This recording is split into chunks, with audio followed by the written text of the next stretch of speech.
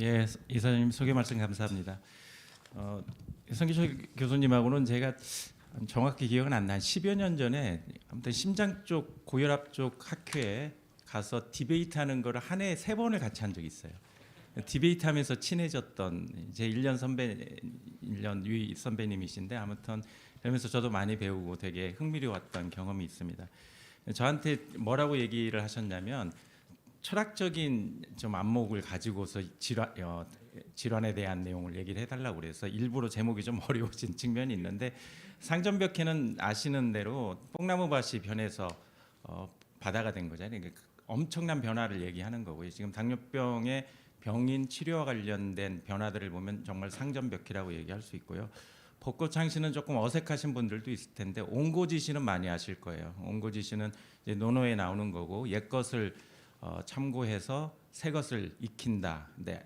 이 옹고지신과 벚꽃창신의 차이점은 옛것을 참고하는 건 법고라는 측면에 똑같지만 옹고지신은 새 것을 안다라는 측면에 있다면 창신은 새 것을 만드는 거거든요. 그러니까 보다 행동적인 관점, 혁신적인 관점이고 실제 지금 나오고 있는 약들이 이 벚꽃창신의 관점을 가지고서 만들어졌고 앞으로도 당뇨병, 혈관 질환의 지평을 엄청나게 바꿀 약들입니다. 그래서 그런 내용들을 좀 말씀을 드리겠습니다.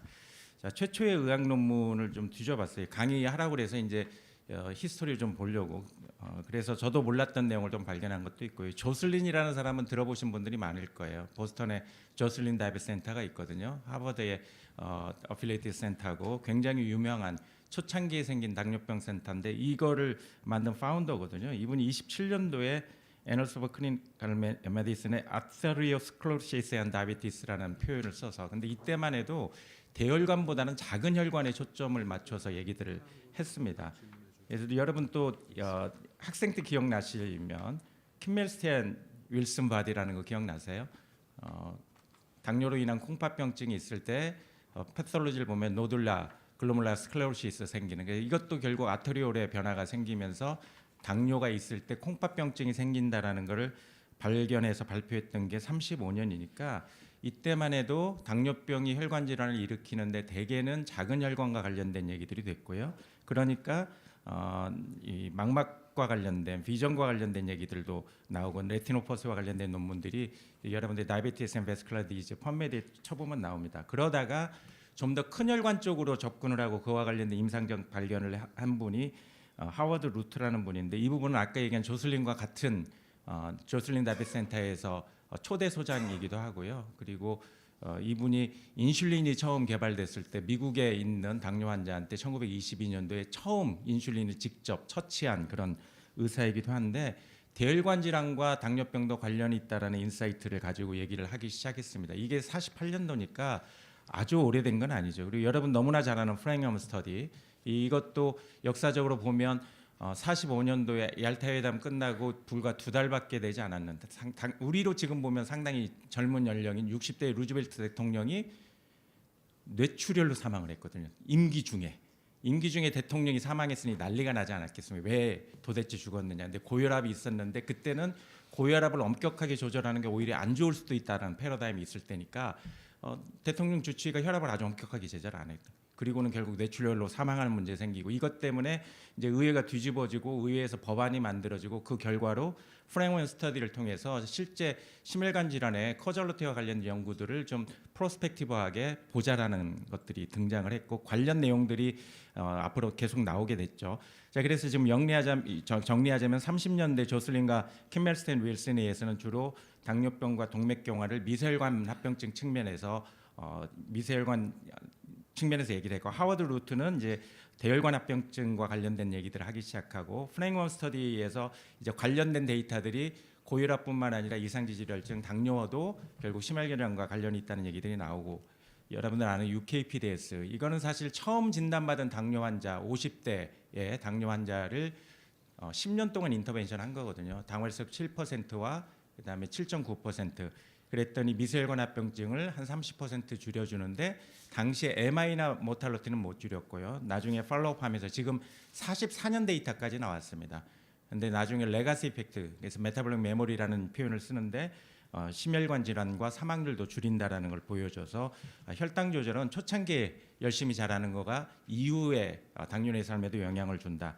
DCCT는 타입 1 다이비티스에서 한 거예요. 이 타입 1 다이비티스니까 평균 연령이 20대 후반입니다. 이 20대 후반의 환자들을 고전적으로 그냥 인슐린 한 번 정도 맞아서 당활색소가 9% 가까이 조절된다 사람들과 멀티플 데일리 인젝션, 당시로서는 획기적이죠. 엄격하게 혈당 조절 한 7% 낮췄더니 당뇨병으로 인한 미세혈관 합병증을 거의 50에서 70%를 줄여줍니다.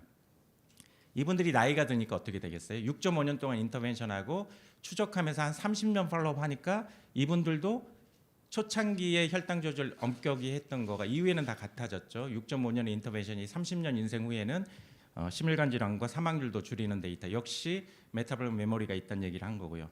그런데 이제 저 같은 이제 당뇨병 본 의사에게는 아픔이 됐던 연구가 어코드 연구죠. 어코드 트라이얼도 매우 잘 아시겠지만 NIH 펀딩으로 해서 진행했던 연구고요. 당뇨병의 유병률이 10년 된 사람 그리고 60대 그리고 이미 약제들 많이 쓰고 있던 사람들 그리고 심혈관 질환이 있는 사람이 전체 대부분이었는데 이런 사람들에게 당활색소 6%를 타겟팅하니까 웬걸 더 많이 돌아가시더라. 그래서 조기에 혈당 이 연구가 마감이 됐고 그 이후에 이제 카디올로지스트들 디베이트하면 항상 이런 얘기하죠. 혈당 조절에 말짱 꽝이다. 오히려 돌아가실 수 있는데 이런 얘기하는 연구가 됐죠. 이 얘기는 제가 마지막 부분에 어코드 연구의 한계와 이걸 극복하기 위한 새로운 연구들을 저희가 지금 진행하고 있는 걸 소개를 좀 해드리겠습니다. 자, 상전 벽해는 요걸 보시면 돼요. 학생 때 2형 당뇨병의 병인 그러면 두 가지였어요. 하나는 인슐린 저항성, 또 하나는 인슐린 시크리트 디펙트. 이 두 가지 얼마나 외기도 쉬워요. 그렇죠. 저항성이 있거나 분비장애. 지금은 이게 몇 개 된 줄 아십니까?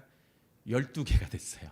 그래서 학생들도 공부하려면 이제 굉장히 머리 아파진 거죠. 그런데 이 12개의 병인이 여러 가지 사실은 연구를 통해서 나온 것도 있지만 약이 개발이 되고 병인들을 다시 찾아가기도 한 그런 것기도 합니다. 그래서 이제는 12가지의 병인이 만들어졌으니 당뇨병이 얼마나 헤테로지너스하냐. 그러니까 우리가 인제너럴로 당뇨 환자들을 어떻게 치료하겠다. 이거는 사실은 시대착오적일 수 있다. 결국 환자의 특성들을 보고 그에 맞는 맞춤형 치료를 해야 되는 시대가 열렸다라는 것을 보여주는 데이터고요. 그리고 그러면서 카디오베스큘라, 키드니, 메타볼릭 헬스가 서로 연결이 되어 있다라는 걸 이걸 미국 심장학회에서 2023년도요. 프레던트 렉처로 얘기를 한 거거든요. CKM. 저희 입장에서는 이제 메타볼릭 헬스가 카디오베스큘러나 키드니 디지에도 중요한 역할을 한다라는 걸로 생각해서 얘기했나? 근데 그거보다는 이 앞쪽에 더 초점들을 맞췄던 것 같고요. 이걸 이제 브람발트가 받아서 유로피언 하트 저널의 브람발트 코너로 기존에는 카디오 레네라는 표현을 썼는데 이제는 카디오베스큘라 키드니 메타볼릭 신드롬이라는 표현으로 가는 게 좋겠다라고 받았죠. 자, 이런 얘기가 나온 게 이게 다 연결돼 있거든요. 이 세 가지의 병이 서로 다른 게 아니고 물론 언더라이닝에게는 메타볼릭한 게 중요합니다. 이 아티퍼스 티슈가 과도하거나 혹은 디스펑션이 있을 때 인플라메이션, 뭐 옥시더티브 스트레스, 또 인슐린 리스턴스, 베스큘러 디스펑션 이런 것들이 다양한 질환과 카디오 리널 아웃컴에 영향을 줄 거기 때문에 이것들을 묶어서 보자. 이런 컨셉이 나오는 거는 당연하다 할 수 있는데 더 중요한 부분은 이 세 가지를 동시에 잡을 수 있는 약이 개발이 된 거예요. 이게 이제 사실은 중요했던 부분이죠. 그래서 이 카디오베스큘라 리널 메타볼릭 신드롬의 시대를 연 약자가 두 가지죠. SGLT 이니비터 선생님들 지금 많이 쓰고 있는 그리고 GLP-1 애고니스트에 관련된 내용들을 좀 해보겠습니다. SGLT 이니비터는 처음에는 당뇨병이잖아요. 당뇨병이 뭡니까? 소변으로 포도당이 많이 나가는 병. 근데 당뇨병을 당뇨를 통해서 치료한다? 이거에 대해서 사실은 되게 크리티컬하게 생각하는 분 이게 무슨 약이 될까? 당뇨병을 당뇨로 치료한다고? 근데 이 약의 연원을 보면 1985년도에 처음에 이제 플로리드라고 했는데 플로리진이라고 하는 플로리진이 이제 사과나무 껍질에서 유래됐던 건데 이걸 동물한테 써보니까 요 당이 증가해요. 요 당이 증가하면서 혈당이 떨어지더라. 그래서 그거를 플로리진 다이비티스라고 해서 예전에 이제 기록돼 있던 건데 사람한테 쓸 수는 없었던 거고요. 근데 이거가 결국 당뇨병 랩한테 해봤더니 혈당이 좋아질 뿐만 아니라 인슐린 센시티비티가 좋아진다라는 걸 디프론조가 그러니까 이 SGLT 이니비터의 근간이 되는 첫 초기 물질의 가능성을 보여준 건 1980년도 후반의 디프론조의 연구로부터 시작이 됐고요. 이게 2014년도에 우리나라의 아스트라제네카의 이 다파글로프로진이 처음 들어갔거든요. 이 다이베티스가 사이폰, 멜리투스가 한이니까 꿀 오줌병, 이게 당뇨병인데 제가 EEJ다 그래서 당뇨를 통해서 당뇨병을 치료하는 병. 근데 2014년도에 제가 첫 번째 강의를 하면서 프로앤콘을 얘기했지만 콘만 좀 보세요. 당시 아웃컴 데이터가 없었죠. 그 다음에 세이프티 이슈, 제니털 인펙션, 뭐 지금도 문제가 되는 거고요. 이게 이제 흥미로운 거죠. CKD에 효과가 없다. 왜 그렇겠어요? 키드니를 통해서 튜블에 가야 튜블에서 SL2를 억제하면서 글라이코슈리아나 나트리시스를 일으키는 건데 신장 기능이 떨어지면 글로메루스로 필트레이션 자체가 안 되니까 효과가 없거든요. 그래서 CKD가 있는 사람들은 혈당 강화 효과가 적습니다. 그래서 이런 표현을 썼어요. 그런데 지금은 어때요? CKD에 꼭 써야 되는 약이 됐죠. 이게 이뇨 효과가 있으니까 루프 다이렉티스를 쓰는 사람 특히 엘더리에서는 주의해야 되는 게 아니냐 이런 생각을 가졌던 약인데 그래서 저도 사실은 이 약의 런칭 심포지엄 하면서도 되게 비판적인 부분들이 있고 앞으로 좀 잘 우리가 주시해야 된다. 그런데 2015년에 빅 서프라이즈 엠플레그 트라이얼이 나왔어요. 이게 지금까지 10년 동안 거의 만회 사이테이션 됐거든요. 그러니까 10년 동안 사이테이션 된 거로는 가장 많은 논문 중에 하나일 거예요. 비교하자면 4S 트라이얼 96년대에 난데 5,000회 정도 사이테이션 됐거든요. 프로빅 같은 경우도 한 4,000회. 이거에 비교하면 엄청난 사이테이션이. 근데 이 논문이 나왔을 때 저는 못 믿겠다 그랬어요. 제가 못 믿겠다. 어떻게 스타틴도 다 쓰고 있고 라스 이니비터도 다 쓰고 있는데 약 하나를 애드온 했더니 카디오베스큘러 모탈리티나 올코스 모탈리티를 거의 40% 가까이 줄이냐. 이게 말이 되냐? 믿을 수 있냐? 그리고 키드니 아웃컴과 관련해 라스 이니비터를 이미 쓰고 있는데 키드니 아웃컴을 40% 줄여준다? 이거 믿을 수 있어?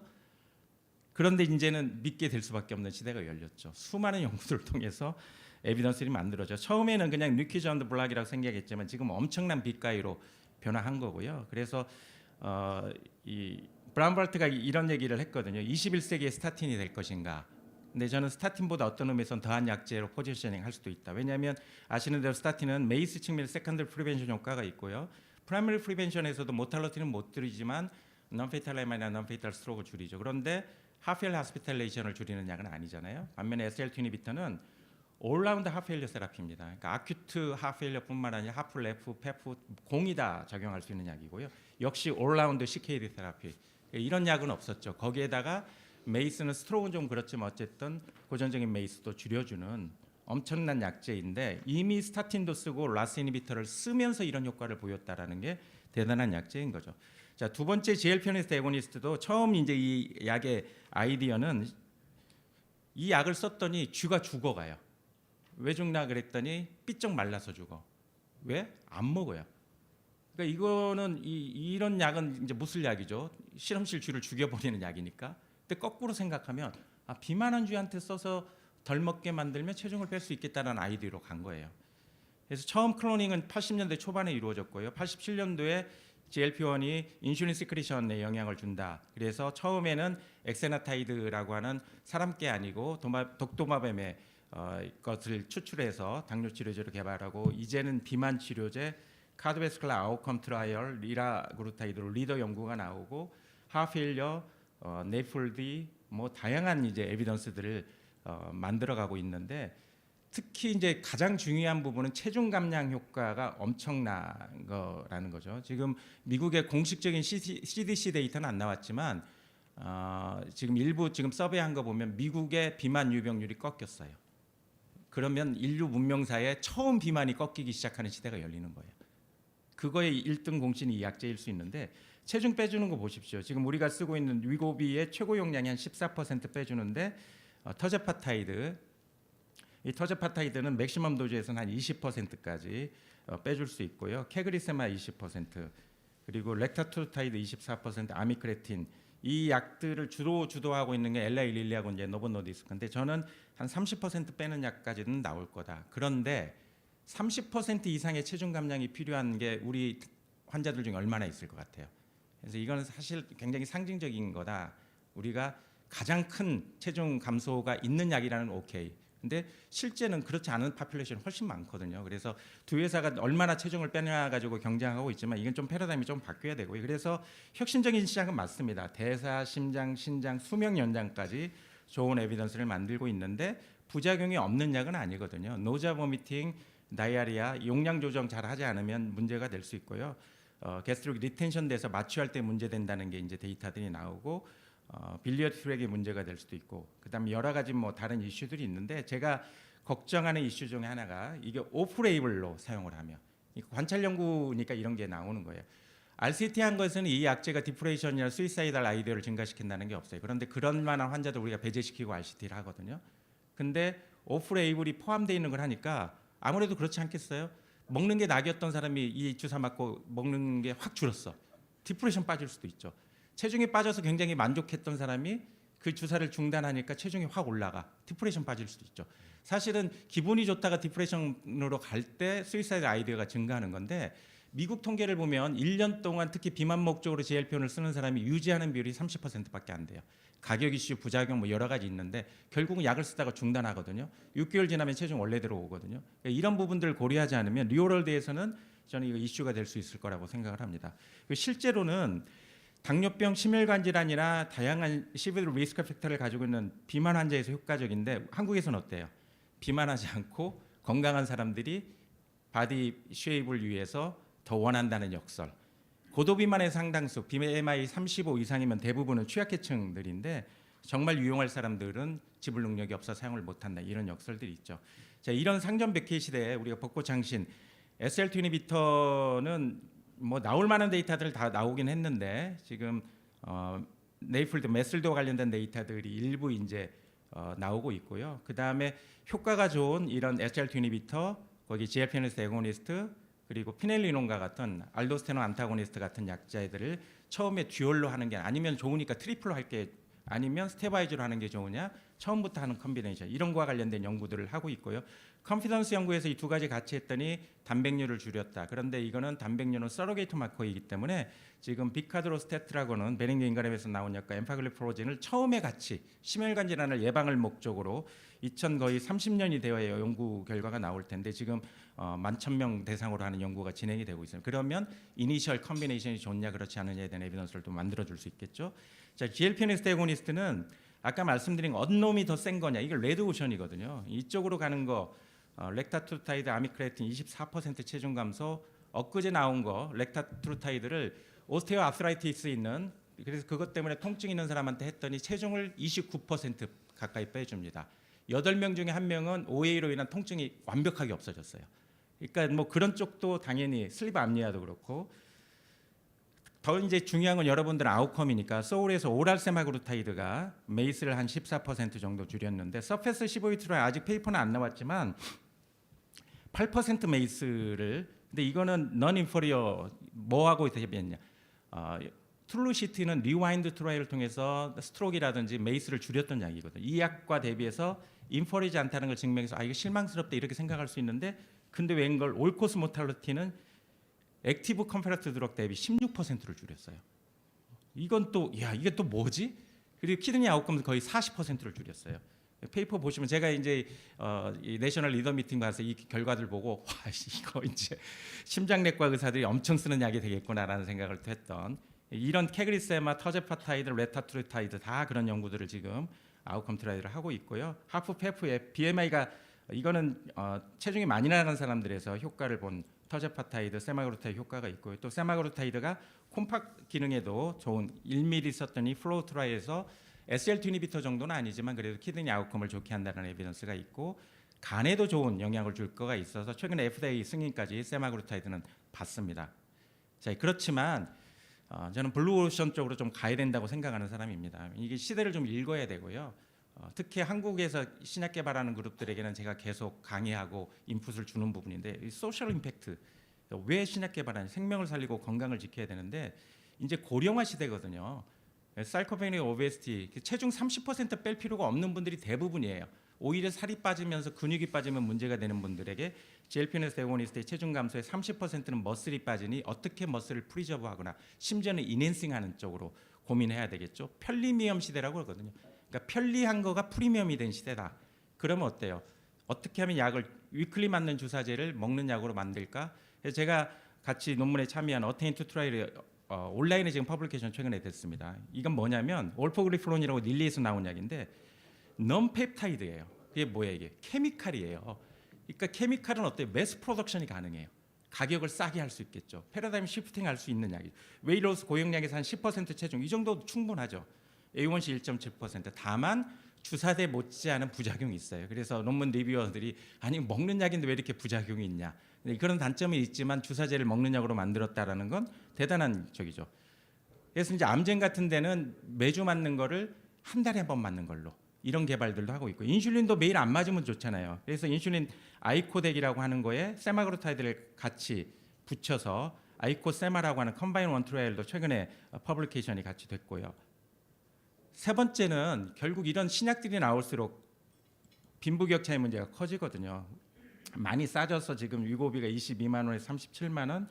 근데 이제 2월부터 저희 학교가 무진장 노력해서 노본더디스크 CEO가 중국으로 떠나기 전에 하도 이제 괴롭혔더니 결국은 툴루시드 가격으로 하겠다. 그래서 세마그루타이드 0.5와 1ml를 툴루시드 가격 8만 원과 15만 원. 여기에 보험급여 본인 부담 30 내지 50%면 엄청나게 싸지겠죠. 당뇨 환자에서만. 2월부터는 이제 보험이 될 겁니다. 그래서 여러분들도 심혈관절염 위험도가 높은 비만한 당뇨 환자에게는 오젬픽을 쓸 수 있는 시대가 열렸다 말씀드릴 수 있고요. 이게 또 굉장히 저는 사회적 가치, 한국적 사회에서 이게 결국 식탐을 줄이잖아요. 그러니까 왜 먹게 되죠? 먹으면은 식욕 중추, 보상 중추가 만족스러운 거예요. 그게 이제 어딕션을 일종의 일으키는 거잖아요. 그러면 이 약을 식탐을 줄이는 것뿐만 아니라 술에 대한 거, 담배에 대한 거, 심지어는 도박에 대한 것도 줄여볼 수 있지 않을까? 이런 연구들을 다 하고 있어요. 이 재미있는 연구가 자마 사이키트리에 나왔는데 술 먹는 사람들에게 세마그루타이고 플라세보를 줘가지고 비교했더니 술 먹는 양이 한 반 정도 줄어들더라. 어딕션을 줄일 수도 있는 효과가 있겠다. 이런 것들이 도움이 돼. 결국 이게 한국적 사회에서는 저는 이건 제가 건보공단에 하는 얘기거든요. 보험제 좀 줄이려면 이거 해야 된다. 건강 위험 요인. 우리나라의 3대 건강 위험 요인이거든요. 40조가 넘습니다. 비만, 음주, 흡연이에요. 근데 의료비 지금 가장 큰 증가율이 비만이 맨 위로해서 의료비도 거의 9조고 전체적인 간접 비용까지 하면 16조거든요. 근데 이거를 1타 3패 할 수 있다. GLP-1 애고니스트 잘 그래서 이와 관련된 프로스펙티브 옵저베이셔널 스터디를 제가 글로벌 회사에 지금 제안해서 좀 준비를 하고 있습니다. 이거 같이 해보자. 한국적 사회에서 할 수 있는 되게 좋은 연구이죠. 자 마지막 제가 이제 말씀드릴 거는 이런 어떤 우리가 정말 엄청난 상점벽해 시대에 약들 특히 SLT-인히비터나 GLP-1 애고니스트의 벚꽃 창신들을 봤는데 당뇨병 조절 잘하면 혈관 질환 예방할 수 있어? 심혈관 질환 예방할 수 있어요? 카디올로지스트 선생님들 노라고 얘기하실 분들이 적지 않을 텐데 저는 그렇게 생각 안 하거든요. 그래서 새로운 근거를 만들자 그래서 랜드마크 트라이얼을 디자인해서 지금 진행을 시작을 했습니다. 자, 아까 제가 어코드로부터 디에미드레이션이 10년이고요. 기존에 심혈관 질환이 있었던 사람이 35%, 심혈관 질환 위험 요인이 적어도 3가지 이상인 사람들이 참여한 연구입니다. 당활색소 6.4, 7.5%, 프라이머리 엔드포인트는 10% 통계적 이익이 없었는데 모탈리티가 22% 증가해서 중단했거든요. 근데 왜 그럴까? 왜 그렇지? 혈당 조절을 잘해서 그런 거야? 좀 이상하잖아요. 이 어코드 프로토콜을 제가 이 리매치 연구라고 지금 제가 소개할 랜드마크 트라이얼을 준비하면서 어코드 PI들을 만났거든요. 그랬더니 제가 놀랐던 저도 이 내용을 프로토콜이 이런 줄 몰랐고요. 1차 개원이 미국에서 반 이상이 참여한 연구가 어코드였다. 그런데 보시면요. 당화혈색소가 6% 넘어가거나 방문했을 때마다 공복혈당이 100 넘는 게 50% 이상이거나 식후 혈당이 140을 넘어가면은 인크리먼트를 하라고 그랬어요. 혹은 약을 추가하라고 그랬어요. 그런데 얼마나 적었느냐? 공복혈당을 100 미만으로 낮추라고 돼 있고요. 더 놀라운 게 이거예요. 한 번 약을 추가하거나 인크리먼트 하면은 약을 중단하거나 줄이지 말라 그랬어요. 왜? 이때만 해도 패러다임이 무슨 방법을 써서든 간에 혈당 조절하면 좋아질 거라는 패러다임이 있었던 거예요. A1C 팀 미팅 해가지고 계속 연구자들한테 자극해라. 왜 당신네 환자 A1C 잘 떨구지 못하느냐.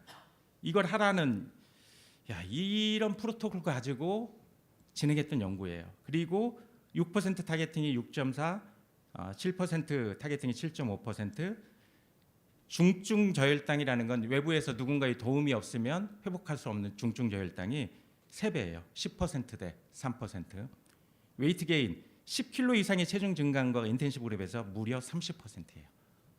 그러니까 인터벤션 하는 동안 혈당 조절 안 됩니다. 그래서 멀티플 데일리 인젝션 하는 사람들, 멀티플 인젝션 하는 사람들이 거의 77%, 약을 3가지, 5가지에다가 인슐린 쓰는 사람이 전체 62%.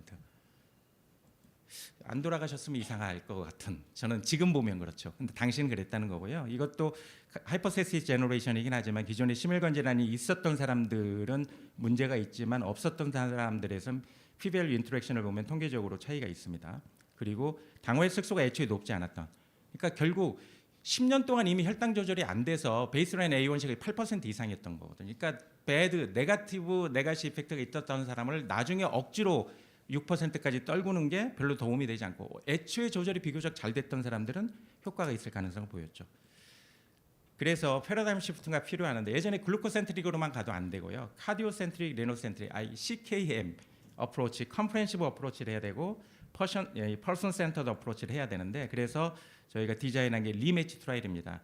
리스 베이스 RCT인데 Multiple Combination Strategy of Intensive Glycemic Control to Reduce Cardio-Renal Outcome in Type 2 Diabetes Risk Factors with Cardiovascular Disease에서 이름을 리매치, 닉네임으로는 K 어코드, 어코드의 실패를 교훈 삼아서 성공해보겠다는 거고요.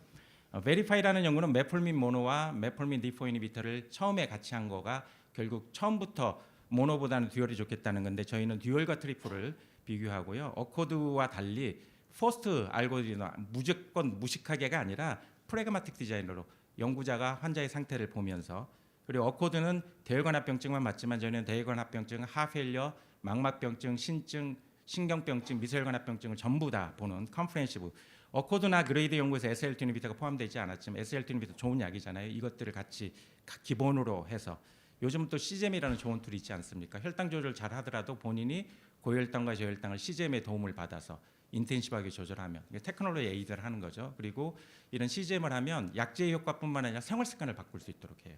이런 것들을 하면, 그래서 저희가 6,000명 정도를 등록을 해서 이형당뇨병, 당화혈색소 7%에서 10%인 사람들을 두 암으로 해서 스탠다드 트리트먼트 A1C 7%, 인텐시브 암은 A1C 6%. 근데 인텐시브 암은 올 때마다 CGM을 달아줍니다. 그래서 12번 CGM을 4년의 인터벤션 동안 하고요.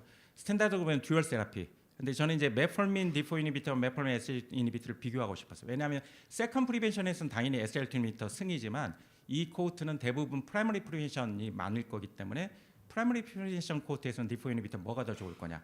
인텐시브 하면 SLT 이니비터를 기본으로 합니다. 트리플인데 여기에 잊혀진 약이긴 하지만 저희는 TGD 이펙트도 있다고 생각하기 때문에, 특히 SLT 이니비터와 TGD를 같이 컨비네이션하면 두 가지를 비교하는 것들도 같이 들어가서 4년 동안 인터벤션하고 우리 데이터와 건보공단 데이터, 사망청 데이터를 다 연계하는 리지스페이스 RCT로 진행을 하고 있고요. 이런 연구를 이제 하게 되는 게 2028년이 대한당뇨병학회 60주년이거든요. 그래서 이때까지 제가 지금 디자인한 연구가 크게 4개고 15,000명입니다. 근데 하나 더해서 5개 해서 2028년 저희 60주년에는 5개의 2만 명, 이게 각각의 RCT지만 연구자들이 다 같으니까 소위 랜드마크 코호트를 만들 수 있거든요. UKPD에서 90번 논문까지 나왔는데 그걸 가지고 한 2만 명의 데이터를 가지고 우리가 향후 20년, 30년, 40년 추적하면, 우리 지금 당뇨병 내과 아예 지원 안 하잖아요. 당뇨병 당연히 지원 안 하거든요.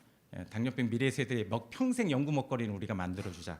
그래서 진행을 하고 있고요. 마지막 슬라이드입니다. 제가 왜 법고 창신을 얘기하느냐. 세상이 엄청나게 빨리 변하는데 우리 어떻게 빨리 변하지? 어떻게 적응하지? 이런 얘기하는데, 아마존 창업자 제프 베이조스가 이런 얘기를 했어요. 사람들이 나한테 와서 니네들 어떻게 성공했느냐, 아마존은 어떻게 이 변하는 세상 속에 어떻게 혁신했길래 성공했느냐라는 비결을 묻는데, 정작 중요한 질문을 안 묻더라.